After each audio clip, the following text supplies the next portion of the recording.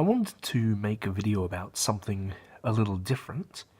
So I've got two pieces of silverware from my antiques collection, and that's what I'm going to be talking about in this video. So what I've got here is a very nice solid silver plate. This was made in South America. I think it's like Peru or Bolivia, something like that. And it is 90% silver, in very nice condition. It's got the hallmarks on it somewhere. There we go. It's upside down. There we go. Handmade, and 900, which is 900 parts per thousand of silver, so 90% silver. I got this at a local auction house. It was part of a box lot of other bits and pieces, which I sold off, and I kept this for myself just because I thought it was an interesting piece. The other piece I have here is this spoon. Now, I picked this up at my local flea market. Didn't cost me much, only a few dollars, few tens of dollars. And the reason I bought it, two reasons. One, it's by a rather famous manufacturer. I'll get to that in a minute. And the other reason is just the style. What we have here is a reproduction of a spoon which was very popular in the 1500s and 1600s.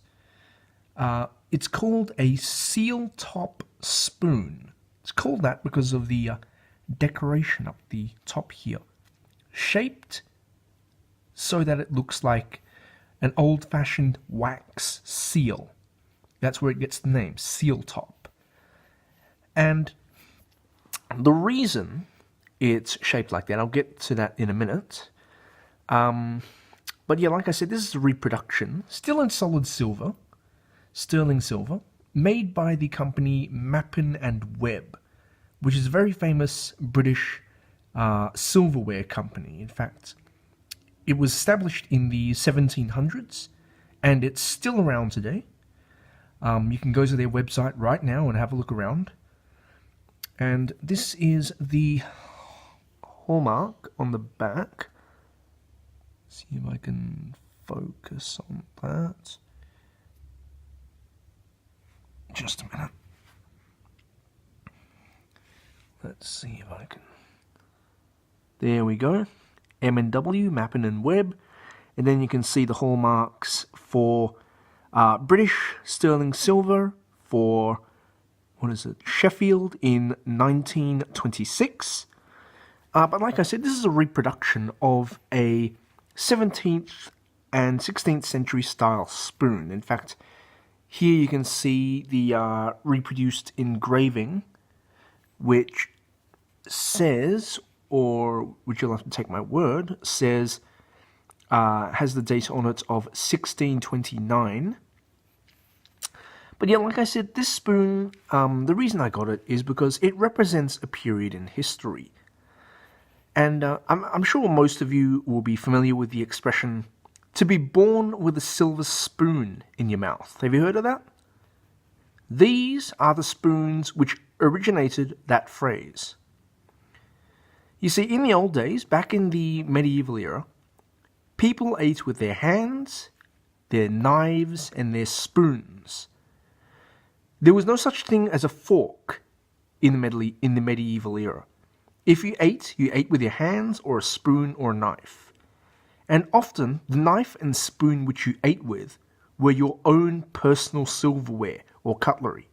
If you went out to a pub or a bar or a restaurant, or if you went to someone's house, you did not expect to be given a spoon to eat with.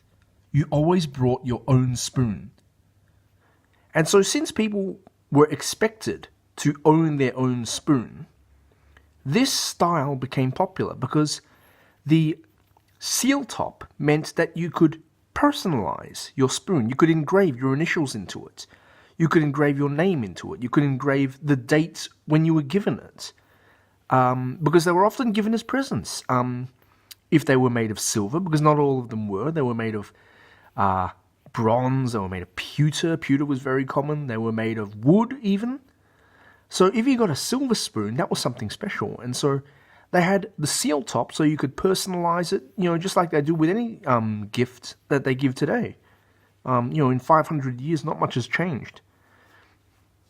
And so, because silver spoons were so expensive, to be issued a spoon made of silver or to be gifted one was something very special. And the thing was that the spoon that you were given or gifted or bought was most likely the spoon that you used for the rest of your life. And so because of that, if you were from an exceptionally wealthy family, well-to-do family, aristocracy or royalty, or if you were from the wealthy merchant class or banking classes of families, then it would be that when you were born, relatives or close friends of your parents would give a gift of a spoon to the newborn baby. And if that family was particularly wealthy, then the spoon would be made of silver. And it would look like this. It would look exactly like this, with a very round, circular bowl like this. Very long, thin handle. This one is actually hexagonal, so that's very nice. And then it would have, of course, the seal top, or it might have a different one. It might have like a little animal up here, like a lion or something like that, to decorate it with. And so it was quite literally possible to be born with a silver spoon in your mouth. And the expense of getting a custom spoon made was an indication of wealth, and that was the origin of the phrase. So, yeah, there you have it. I've got these two little pieces of silverware just to show off and give a bit of a history lesson. I hope you enjoyed it. As always, if you want to find out more about the stuff that I collect, that I fix, that I write about, then feel free to visit my blog. As usual, the link to my blog is in the description below. Thank you very much for watching.